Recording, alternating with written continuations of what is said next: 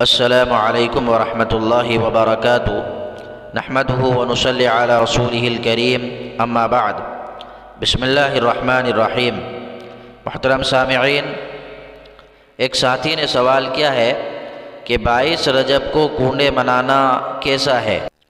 جواباً عرض یہ ہے کہ 22 رجب کو حضرت جعفر صادق رحمۃ اللہ علیہ کے ولادت کے نام سے کنڈے منائے جاتے ہیں، جبکہ ان کی پیدائش 8 رمضان 80 میں ہوئی اور وفات شوال میں ہوئی ہے۔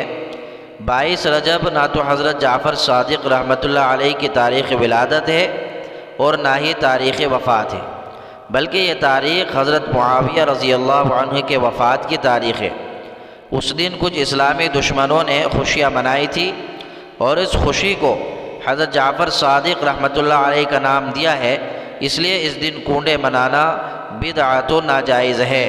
کتاب النوازل۔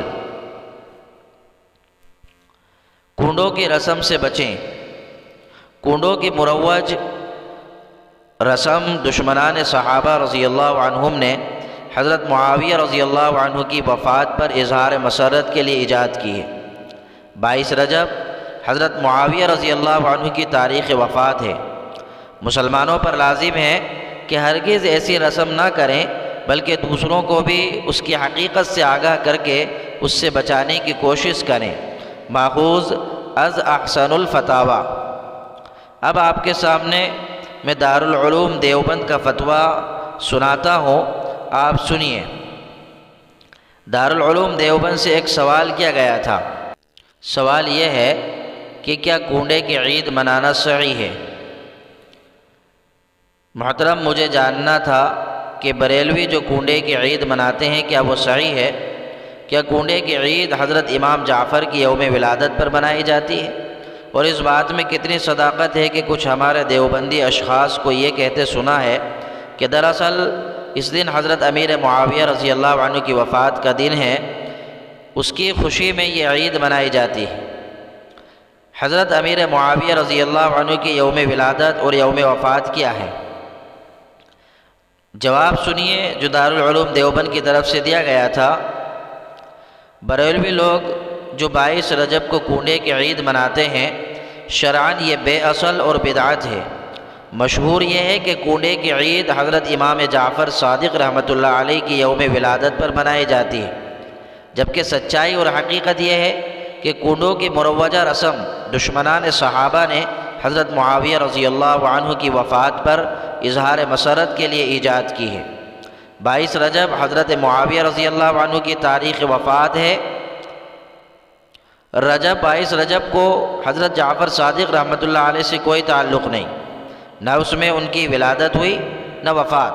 حضرت جعفر صادق رحمۃ اللہ علیہ کی ولادت 8 رمضان 80 ہجری یا 83 اور وفات شوال 148 ہجری میں ہوئی ہے۔